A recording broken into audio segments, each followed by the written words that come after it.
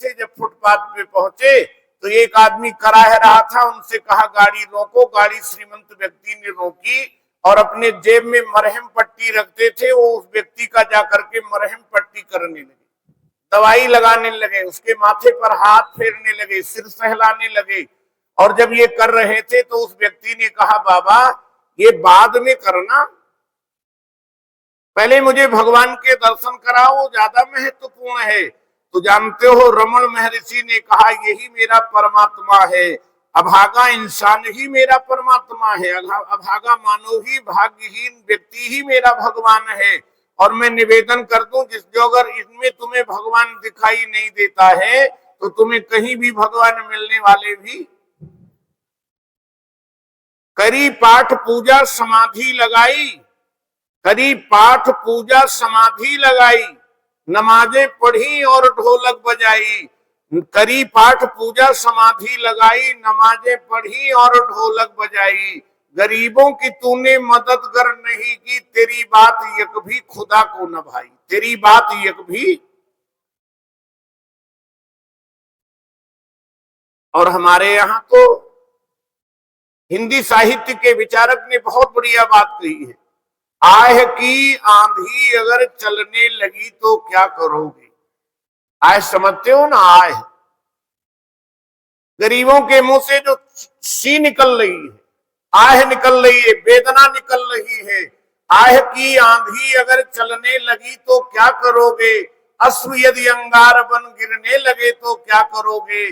वो दरे दीवाल महलों और कंगूरों के पहरियों, बोले नींव के पत्थर अगर हिलने लगे तो क्या करोगे। आह की आंधी अगर चलने लगी तो क्या करोगे। एक बड़े विख्यात संत हुए जिनकी वाणी आती है गुरबाणी आदि में, बहुत अच्छे महापुरुष हो गए हैं, फरीद बाबा।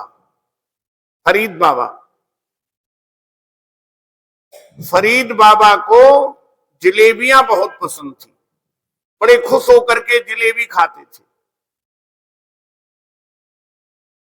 बड़े ऊंचे स्थिति के महात्मा हैं, जानबूझ करके विकार को पकड़ा हुआ है। कोई आदमी जब जलेबी का नाम लेता था तो माला रख देते थे और कहते थे कहाँ है, लाओ, कहाँ लाए हो, ऐसे पूछने लगते थे। जलेबी खाने के लिए आतुर हो जाते थे। तो आप जानते हो एक बुढ़िया माता ने बहुत दिन तक एक एक पैसा जोड़ा, एक एक पैसा जोड़ा, और जोड़ने के बाद में उसकी भावना थी जब मेरे बेटे का जन्मदिन आने वाला है और जब मेरे बेटे का जन्मदिन होगा तो बाजार से जलेबी खरीदूंगी और ले जाकर फरीद बाबा को खिलाऊंगी। और जब वो महाराज एक एक पैसा धीरे धीरे करके पैसा जोड़ा और जलेबी लेकर के गई, महाराज बैठे हुए थे, फरीद बाबा को जलेबी दिया। बाबा ने पूछा क्या है माँ। बोले बाबा आज मेरे बेटे का जन्मदिन है इसलिए मैं आपके लिए जलेबियां लाई हूं। और हाथ में लिफाफा बाबा ले लेते हैं और कहने लगे माँ मेरी एक कठिनाई है, आज मेरी मजबूरी है, मैं आप ये जलेबी नहीं खा सकता हूं। क्यों। बोले मेरा रोजा चल रहा है, मेरा व्रत चल रहा है, उपवास चल रहा है, रोजा चल रहा है, और रोजा भी अब 40 दिन पूरे होने जा रहे हैं, इसलिए माँ मैं कुछ नहीं खा सकता हूं। और जब ये कहा तो जानते हो बुढ़िया के आंखों में आंसू आ गए, रोने लगी बुढ़िया माता। और जब बुढ़िया माता रोने लगी तो उसका छोटा सा बच्चा भी, वो भी रोने लगा। बताते हैं फरीद बाबा से नहीं रहा गया, फरीद बाबा ने एक झटके से बुढ़िया के हाथ से जलेबी लिया और खाने लग गए। बुढ़िया माता ने कहा बाबा क्या कर रहे हो, आपका रोजा टूट रहा है, आपका रोजा टूट गया। तो बाबा ने कहा माँ मेरा रोजा टूट जाए भले टूट जाए पर तेरा हृदय न टूट जाए। अगर तेरा हृदय टूट गया तो मेरा ये सभी रोजे पर पानी फेर देगा, इसलिए मैं ये खा रहा हूँ। तो मैं निवेदन कर रहा था आह की आंधी अगर चलने लगी तो क्या करोगे, अश्रु यदि अंगार बन गिरने लगे तो क्या करोगे। वो दरे दीवाल महलों और कंगूरों के पहरियों, बोले नींव के पत्थर अगर हिलने लगे तो। दीन दुखियों की सदैव मदद करते आए, भगवान का एक नाम है दीन बंधु। विनय पत्रिका रामायण में गोस्वामी जी कहते हैं जो दीन बंधु हैं उनके पास अपनी दीन दैन्यता हम कहने नहीं जाते। हम लोग तो द्वार द्वार दीनता कही, आदमी से निवेदन करते हैं, आदमी से गिड़गिड़ाते हैं, अपनी दैन्यता कहते हैं। ब्रह्मा विष्णु और शिव रूप धारण कर संसार की उत्पत्ति पालन तथा संहार करते आए हैं। हे परमात्मन, देवता लोग स्तुति कर रहे हैं, आप ब्रह्मा बनकर के संसार का सृजन करते हैं, भगवान नारायण के रूप में आप पालन करते हैं, शिव जी के रूप में, शंकर के रूप में आप संहार करते हैं। वस्तुतः ये तीनों आप एक ही। गदा शंख पद्म और तलवार अपने हाथों में धारण किए ऐसे भगवान आपको नमस्कार है। हमारे यहाँ जितने भी देवता हैं, जितने भी देवता हैं, आप जब दर्शन करेंगे तो सबके पास कोई न कोई हथियार जरूर है। शंकर जी के पास कौन सा हथियार है? हाथ में त्रिशूल है। अच्छा, त्रिशूल लेकर भोलेनाथ क्यों चलते हैं? विचार करिए। सेल्फ लोडिंग राइफल लेकर चलते। आज तो बड़े आधुनिक हथियार चल गए, ऐसे लेकर के चलते, लेकिन त्रिशूल लेकर के क्यों चल रहे हैं? देखो, हम लोग पाठ करते हैं, रामायण में एक बहुत प्यारा सा मंत्र आता है त्रैशूल निर्मूलनम शूल पाणिम। त्रैशूल निर्मूलनम शूल पाणिम। भगवान का एक नाम शूल पाणी है। क्यों? बोले त्रिशूल लेकर चलते हैं। और त्रिशूल इसलिए लेकर चलते, त्रैशूल निर्मूलनम, निर्मूल कर देते हैं। त्रिशूल दैहिक दैविक भौतिक के तीन ताप हैं, और इन तापों को त्रिशूल के द्वारा भगवान शंकर दूर करते हैं। लेकिन किसके दूर करते हैं? जो लोग इस समय मजे से नलपी गद्दों पे सोए हुए हैं, उनके दूर करते हैं क्या? ध्यान से पढ़िए। त्रैशूल निर्मूलनम शूल पाणिम। किसके? बोले भजे हम भवानी पतिम भावगम्यम। भजे हम भवानी पतिम भावगम्यम। जो भाव से भवानी पति का भजन करते हैं, उनको किसी प्रकार से, तीन प्रकार के शूलों से वो प्रभावित नहीं होते। आप श्री लक्ष्मी के पति, दैत्यों के विनाश करने वाले, गरुड़ पर सवारी करने वाले, पीतांबरधारी, यज्ञ आदि समस्त क्रियाओं को पूर्ण करने वाले हैं। देवता लोग कह रहे हैं, हे प्रभु, आप यज्ञ आदि को संपन्न करने वाले हैं। हे विष्णु, आप राक्षसों से पीड़ित देवताओं के दुख रूपी पर्वत के लिए वज्र के समान हैं। हमने एक दिन कथा में निवेदन किया था, राजा इंद्र ने जितने पहाड़ हैं उनके पंख काट दिए, उनको समाप्त कर दिए थे, तमाम के पंख काट दिए। तो ऐसे आज कह रहे हैं कि आप राजा इंद्र के वज्र के समान हैं, शत्रु रूपी पहाड़ के लिए। सूर्य और चंद्रमा आपके नेत्र हैं। भगवान के नेत्र कौन से? बोले सूर्य नारायण है और चंद्रमा है। नारद जी ने कहा, जो प्राणी संकट को नाश करने वाले स्तोत्र का पाठ करेगा, भगवान की कृपा से कभी भी उसे दुख से वो प्रभावित नहीं होगा। देवतागण इस प्रकार विष्णु भगवान की स्तुति करने लगे। विष्णु भगवान को देवताओं के विपत्ति का ज्ञान हुआ। जब देवताओं ने भगवान को पुकारा, विष्णु भगवान तुरंत सैया से उठ करके खड़े हुए, क्रुद्ध और उदास होते हुए गरुड़ पर सवारी हो करके करने लगे और लक्ष्मी से कहने लगे। भगवान लक्ष्मी से कहा, देवी लक्ष्मी,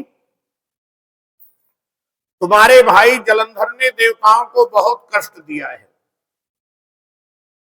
हे देवी लक्ष्मी, तुम्हारे भाई ने देवताओं को बहुत पीड़ित किया है, बहुत कष्ट दिया है। देवताओं ने मुझे युद्ध के लिए बुलाया है, तथा शीघ्रता पूर्वक मैं उनकी मदद के लिए जा रहा हूं। अब देखो, संबंध की बात है। लक्ष्मी महारानी कहां से पैदा हुई है? लक्ष्मी माता कहां से पैदा हुई? समुद्र से। एक बात हम लोग कहते हैं, चंदा मामा कहते हैं ना, चंदा मामा दूर के। चंदा मामा, चंद्रमा को मामा क्यों कहते हैं? चंद्रमा मामा इसलिए है कि हमारी माता लक्ष्मी भी समुद्र से प्रकट हुई और चंद्रमा भी समुद्र से प्रकट हुए। तो ये दोनों हो गए भाई बहन, और जो माँ के भाई हैं वो हमारे ये जलंधर महाराज भी समुद्र से प्रकट हुए हैं और माता लक्ष्मी भी समुद्र से प्रकट हुई है। अब देखना अपनापन संबंध, जहां अपनापन होता है वहां व्यक्ति में सहज लगाव हो जाता है। आपसे निवेदन करें, आप चाय पी रहे हैं, नाश्ता कर रहे हैं, अखबार बैठे हुए पढ़ रहे हैं और इतने में एक घटना सामने दिखाई देती है कि कानपुर में एक बस दुर्घटना हो गई है। जैसे कानपुर देखा तो आपके रोए खड़े हो गए। उसी समय सोचा अरे कानपुर में तो हमारे भी रिश्तेदार रहते। अब थोड़ा और गौर से पढ़ने लगे और ध्यान से पढ़ने लगे, देखें देखें ये कौन सी भौगोलिक, कहां से घटना, कानपुर में किस जगह घटना, लोकेशन देखने लगते हैं तो लोकेशन आता है कि जहां हमारे संबंधी रहते हैं वहीं पे एक घटना घट गई। अब बड़े और गौर से पढ़ने लगते हैं, देखें भला हमारे संबंधी तो उसमें अभी तक चाय पी रहे हैं, अभी तक पेपर देख रहे हैं, लेकिन जैसे ही नाश्ता कर रहे हैं, लेकिन जैसे ही अपने संबंधी का नाम उसमें दिख जाता है बस वही चाय रख देते हैं, वही सब जो है। अब तो एकदम से क्या हुआ भाई, अरे बोले क्या बताएं साहब, मेरे संबंध के मेरे जो है वो महाराज उस दुर्घटना में तमाम लोग मारे गए। तब तक हमने वो अपनापन, लेकिन अपनापन देखिए लक्ष्मी माता ने कहा आप प्रभु मेरे भाई को मत मारिएगा। देखो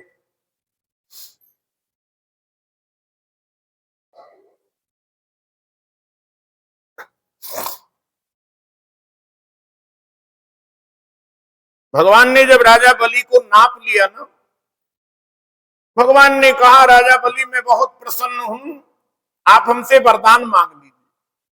तो राजा बलि ने कहा प्रभु आप मेरे दरवाजे पर प्रतिहार बन करके, दरवाजे पर पहरेदार बन करके खड़े हो जाओ।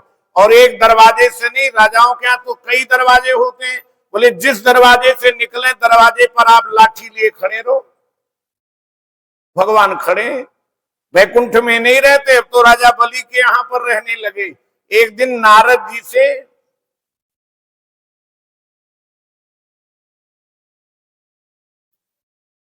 माता लक्ष्मी उदास होकर रोने लगी।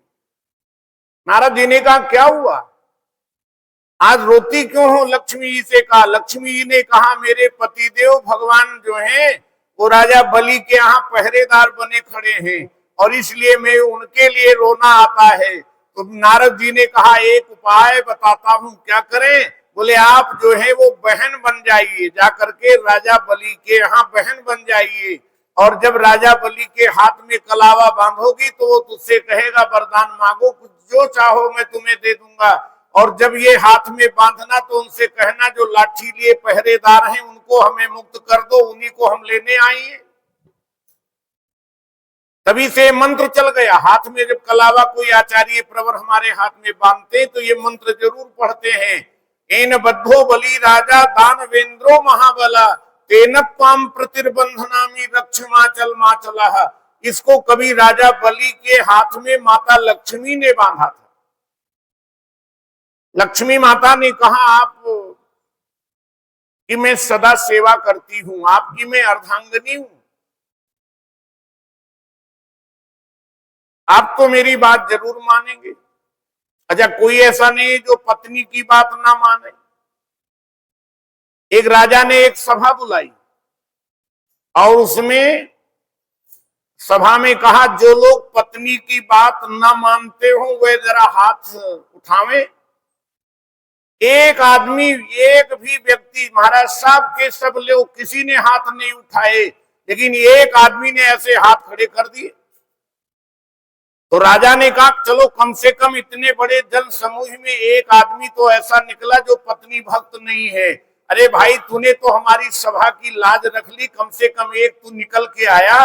तो उसने कहा बात यह है जब मैं घर से चलने लगा था तो मेरी पत्नी ने कहा था जो काम सब लोग करें वो तुम नहीं करना। बात समझ गए ना?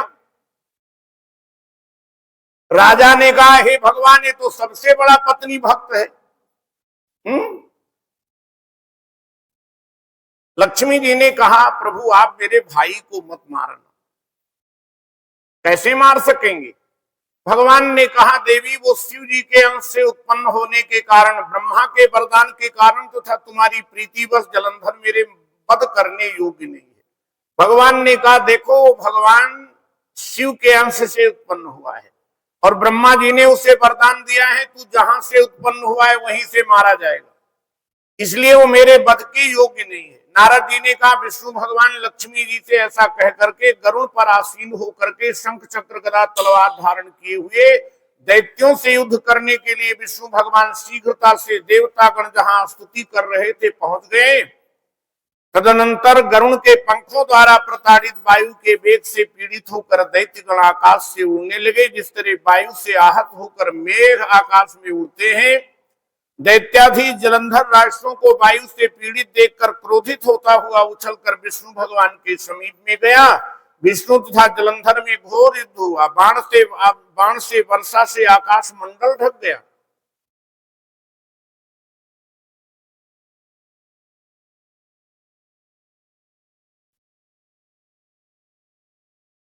विष्णु भगवान ने मंदहास करते हुए अपनी तलवार से उसकी गदा काट दी। इस बीच से जलंधर ने विष्णु की छाती में एक दृढ़ घुसा मारा। पश्चात महाबली दोनों वीर अपने प्रहार से पृथ्वी को निनादित करते हुए मुष्टि प्रहार और जंघों द्वारा मल्ल युद्ध करने लगे। इस प्रकार सुंदर सा युद्ध होने लगा। प्रतापी विष्णु ने कहा हे दैत्यराज तुम्हारे पराक्रम से मैं बहुत प्रसन्न हूं, तुम अभिष्ट वर मांगो। जलंधर ने कहा हे भावुक यदि आप मेरे ऊपर प्रसन्न हैं तो मुझे वरदान दीजिए कि आज मेरी बहन और समस्त गणों के साथ आप वैकुंठ में न रहकर मेरे यहाँ ही निवास करेंगे। बड़ा सुंदर वरदान मांगा है।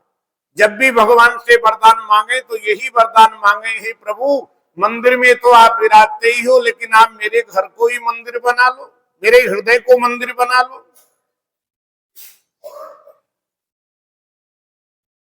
अब भगवान भी दैत्यराज जलंधर के नगर में निवास करने लगे। पाताल लोक में पराक्रमशाली निशुम्भ को बिठाकर शेष नाग आदि भी पृथ्वी तल पर लेकर ले आया। पाताल में नाग देवता रहते हैं। नागों से कहा आप लोग पृथ्वी पर भ्रमण करो। देव गंधर्व सिद्ध सर्प और राक्षस तथा मनुष्यों को अपनी प्रजा तथा अपने नगर का नागरिक बना करके त्रैलोक्य पर शासन करने लगा। जलंधर देवताओं को अपने अधीन कर धर्म से पुत्र की तरह प्रजा का पालन करने लगा। जैसे लोग बेटे को पालन करते हैं ऐसे उस राजा ने बड़े धर्म से जो है वो अपनी प्रजा का पालन करने लगा है। ये तो धर्मा ततो जया है। जलंधर के शासन काल में उसके राज्य का कोई प्राणी दुखी, निर्बल और रोगी नहीं था। कोई व्यक्ति भी दुखी नहीं था, कोई दीन नहीं था। राम राज्य की कल्पना महात्मा गांधी पूरे जीवन करते रहे। कहा कैसा राज्य लाओगे? बोले जैसे राम जी का राज्य था। राम जी के राज्य में न्यायालय नहीं था। ध्यान से सुनना, न्यायालय नहीं था। क्यों? बोले कोई झगड़ा विवाद नहीं होता था और औषधालय नहीं था। लोगों के आहार शुद्ध थे, व्यवहार शुद्ध थे, इसलिए न्यायालय और औषधालय नहीं होता था। ऐसा बढ़िया शासन। ऐसे ही जलंधर राजा का राज्य के काल में कोई व्यक्ति रोगी नहीं था, कोई दुखी नहीं था। नहीं दरिद्र को दुखी न दीना, नहीं को अबुध न लक्षणहीन। कितना बढ़िया राज्य रहा होगा। और मैं आपसे वैसे तो हृदय की पीड़ा है। हमारे यहाँ सनातन धर्म में प्राय करके दो पर्व मनाने की एक विधा हो गई है। लोग दो थालियों में खाने के अभ्यासी हो गए हैं। हमारे यहाँ संप्रदायाचार्य और जो बड़े बड़े आचार्य हैं इनको भी जाने क्या हो गया, इस बारे में कोई निर्णय नहीं लेता है। हमारे जितने भी पर्व हैं वो पर्व महाराज 2 दिन मनाए जा रहे हैं। अलग अलग पंचांगों में अलग अलग लिखा रहता है। आप विचार करिए। देखो वैसे तो हमारे यहाँ जो पंचांग दिवाकर और कुराली वाला पंचांग है, जब ये निर्णय ये हुआ कि भाई दीपावली किस दिन है, हमने वहां पर देखा कि पंचांग दिवाकर उधर चलता है तो देखें उसमें दिवाली कब की है। तो उन्होंने दीपावली के लिए बिल्कुल उद्घोष किया हुआ था। उसमें लिखा था इस तारीख को आगे को, पर 24 नंबर पृष्ठ पर पूरा एक वेद दीपावली के लिए सुरक्षित करके उसने लिखा है और कहा कि 21 तारीख को ही मनाया जाए। लेकिन लोगों ने इस पर शोधन किया। लोगों ने विचार किया कि अमावस्या में भले प्रदोष काल उस दिन रहे, लेकिन रात्रि अमावस्या मिलेगी नहीं। इसलिए विद्वानों ने निर्णय कर लिया कि नहीं, अमावस्या की रात्रि में 20 तारीख को ही दीपावली। और आपके नगर में भी ये सुव्यवस्था बनी है। काफी लोगों ने हमसे कहा हम तो 20 को मना रहे हैं। और हम तो महाराज, जिसमें हम तो इतने बड़े प्रसिद्ध स्थान पे साबाद मारकंडा के बैठे हुए हैं। कल मुझे इतने फोन आए थोड़ी थोड़ी देर बाद में, और जब फोन आते थे तो मैं निर्णय नहीं ले पाता था, मैं बता नहीं पाता था कि कौन से दिन कैसे मनाया जाएगा। हम तो आपके साथ हैं, जैसे आप लोग निर्णय करेंगे, जैसे मनाएंगे, हम भी दीपावली उसी में मना लेंगे। वैसे भी हमारे यहाँ छोटी दिवाली और बड़ी दिवाली, ये 2 दिन की, इस और दोनों दिन मना लेंगे। ठीक कह रहे हैं हमारे भामाशाह जी, हम दोनों दिन सदा दिवाली साधु की। एक विचारक ने लिखा, जो तेरी रजा में राजी है उनकी हर बात निराली है, हर रोज दशहरा है उनका, उनकी हर रात दिवाली है, उनकी हर रात। वैसे तो एक निर्णय होना चाहिए, एक हमारे यहाँ एक हास्यास्पद बन जाता है। और आज श्री हनुमान जी महाराज का पावन प्रागट्य महामहोत्सव है। हनुमान जी की जयंतियां साल में 2 बार मनाई जाती है, चैत्र की पूर्णिमा को भी मनाई जाती है। ये तो बड़े प्रबल देवता हैं हनुमान जी महाराज। और मैं अक्सर कहता हूं, हनुमान जी की जो सेवा करते हैं, जो पूजा करते हैं, उनको क्या मिलता है? बोले उनके ऊपर 5 देवता कृपा करते हैं। कितने? सेवा एक की करें और आशीर्वाद 5 का मिले। तापर सानुकूल गिरजा हर लखन राम अरु जानकी, जाके गति है हनुमान की। जो हनुमान जी महाराज की, और तुलसीदास जी ने बड़े डंके के पर ऊपर एक बात कह देते हैं, सुनो। कहते हैं कि ताकि पैज पूज आई ये रेखा पुलिस पसान की, पत्थर की लकीर है। जो लोग हनुमान जी की पूजा करते हैं उनका कभी अनिष्ट नहीं होता, कभी विपत्तियां उनको प्रभावित नहीं करती हैं। और एक बात बस कहते हुए वाणी को विश्राम देंगे। देखो हमारे यहाँ कुछ देवता हैं, वो आज भी संसार में हैं, जिनके चरणों में बैठ के आप धर्म लाभ ले रहे हैं। मार्कंडे जी ये चिरंजीवी देवता है, परशुराम जी चिरंजीवी देवता है, अश्वत्थामा चिरंजीवी देवता है, हनुमान जी चिरंजीवी देवता है, विभीषण जी महाराज। हम लोग जब किसी को आशीर्वाद देते हैं तो कहते हैं अश्वत्थामा बलिर्व्यासो हनुमानस्य विभीषणा मार्कंडे द्विजो रामः कुर्वन्ति त्वाम चिरायसम। आज हनुमान जी महाराज की जयंती है और हनुमान जी का जन्म महामहोत्सव पर आप लोगों को बारंबार बधाई देता हुआ और बड़ी प्रसन्नता रहती है। भाई मुकेश जी अग्रवाल जी बैठे हुए हैं। हमें स्मृति आ रही बहुत समय से, जब भी हनुमान जयंती कार्तिक वाली आती है, पर्व आता है, तो प्रसाद का भी व्यवस्था आप अग्रवाल जी के तरफ होती है। अग्रवाल जी दोनों पति पत्नी एक नित्य बाबा के चरणों में आकर हाजिरी देते हैं, परिक्रमा करते हैं, और बराबर नित्य हाजिरी देने वाले भाई अग्रवाल जी, आज के प्रसाद की व्यवस्था उनके द्वारा आई है। मैं श्री मुकेश जी अग्रवाल जी व श्री समन अग्रवाल जी, भाई मुकेश अग्रवाल जी बैठे हुए हैं, मैं उनसे ये कहूंगा कि आप आकर के बाबा का प्रसाद ग्रहण कर लें। और करावड़ी से आए हुए बेटा 1 मिनट रुक जाओ अभी, श्याम सुंदर 1 मिनट रुक जाओ अभी। हमारे तरावड़ी से आए हुए भाई मास्टर जी, वह भी कृपया आगे आ जाएंगे। मैं अपने सभा के उप प्रधान सम्माननीय भामाशाह जी से कहेंगे, बाबा जी का एक चित्रपट दे करके मास्टर जी का सादर अभिवादन अभिनंदन करेंगे हमारे भाई मास्टर जी एवं श्री समन अग्रवाल जी। मैं ऋषि मार्कंडे जी महाराज, आज की प्रसादी सेवा देने वाले भाई अग्रवाल जी के खजाने भरे, उनकी श्रद्धा भक्ति उत्तर बढ़ावे, ऐसा बाबा जी के चरणों में मंगल कामना है। आप आ जाइए, आगे आ जाओ अग्रवाल साहब। स्त्री पद्म पुराणे भाषा टीका सहिते कार्तिक महात्म में श्री कृष्ण सत्या संवादे नारद आगमन नाम 11 अध्याय। ये पढ़ा दो।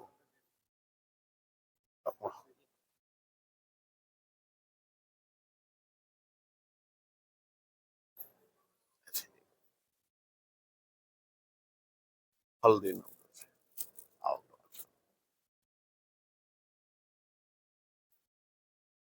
एक चित्रपट और मंगा लो, बोल भी दिया हूं, अभी बोलता हूँ। हाँ, एक सूचना भी बड़े ध्यान से सुन लें, ये अच्छा हुआ याद दिला दिया, मैं भूलता बहुत हूं। ये इनको दो। कार्तिक के महीने में गंगा जी का स्नान, दे दो, आप दे दो, अरे दे दो भैया। गंगा जी का स्नान बहुत, वैसे गंगा जी तो हमेशा बहुत महत्वपूर्ण स्नान है माना गया है, लेकिन कार्तिक में इस पावन पर्व में गंगा जी का स्नान बहुत महत्वपूर्ण है। और आप जानते हैं श्री बैकुंठपुरी हनुमान मंदिर से एक बस यात्रा होगी हरिद्वार के लिए, 26 अक्टूबर को जो है वो प्रस्थान करेगी यहां से बस। कथा के बाद में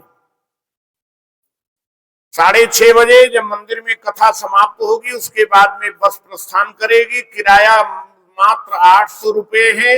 हरिद्वार, पहले हरिद्वार गंगा जी में जाकर स्नान करेंगे, उसके बाद में देहरादून में टपकेश्वर भगवान का बड़ा सिद्ध स्थल है, वहां पे जाकर के बाबा के दर्शन कराएंगे। और जाने वाले यात्री जो है वो संपर्क करने शीघ्रतापूर्वक मैं उनकी मदद के लिए जा रहा हूँ सुधीर जी सूद जी से एवं श्री अशोक कुमार जी भाटिया जी से संपर्क करके आप लोग निश्चित रूप से ऐसा संयोग, देखो अकेले जाने का तो अलग बात है, लेकिन ग्रुप में जाने का अपना ही आनंद होता है। इसलिए और ये सभा की व्यवस्था की है, आप लोग जरूर गंगा जी के पावन स्नान और की व्यवस्था से जुड़े, ऐसी आप सबसे हृदय से कामनाएं।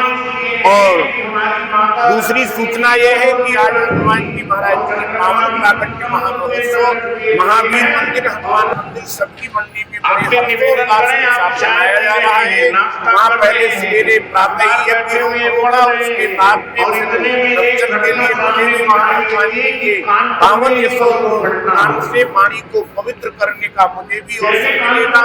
ये कार्यक्रम 11 बजे तक मनोरथ रूप में 10:30-11 बजे तक चलेगा। आप हनुमान जी के आप दर्शन करें और वहां पहुंच करके धर्म लाभ लें। धन्यवाद।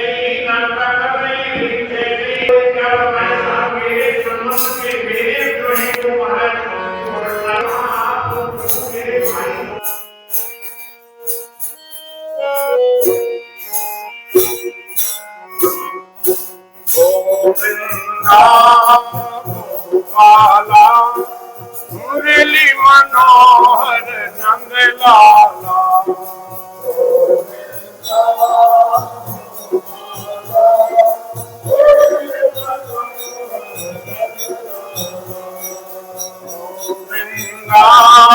गोपाला मुरली मनोहर नंदलाला,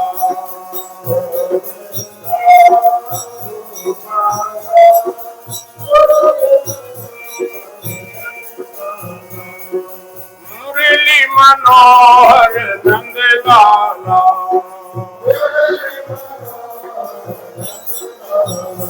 मेरे नंदलाला मेरे गोपाला,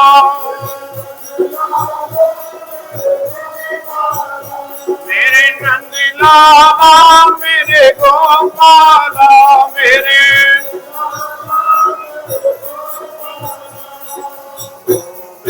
गोपाला मुरली मनोहर नंदलाला,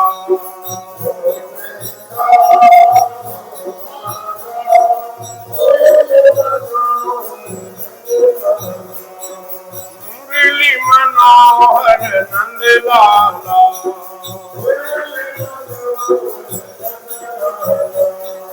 भांग धतूरा काहिरा उतर जाए प्रभात, नाम खुमारी नानका चढ़ी रहे दिन रात। बोलिए सच्चिदानंद भगवान ऋषि मार्कंडे महाराज की, श्री हनुमान जी महाराज की, कार्तिक महात्मा परमात्मा की। नमः पार्वती पतये।